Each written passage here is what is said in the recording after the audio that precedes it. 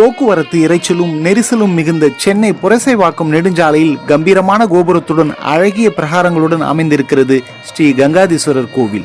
சிவபெருமான் பஞ்சபூதங்களின் வடிவில் பல ஊர்களில் கோவில் கொண்டிருப்பதை போல் சென்னையிலும் பல இடங்களில் பஞ்சபூதங்களின் வடிவமாக கோவில் கொண்டு அருள்பாலிக்கிறார்.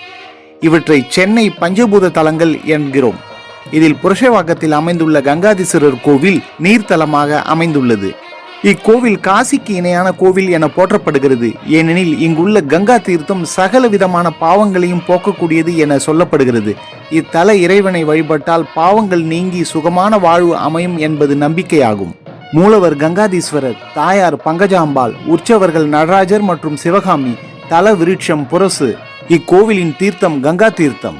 900 ஆண்டுகள் பழமை வாய்ந்த கங்காதீஸ்வரர் திருக்கோவிலுக்கு திருக்குடமுழக்கு நன்னீராட்டு பெருவிழா 2024ஆம் ஆண்டு விமர்சையாக நடைபெற்றது.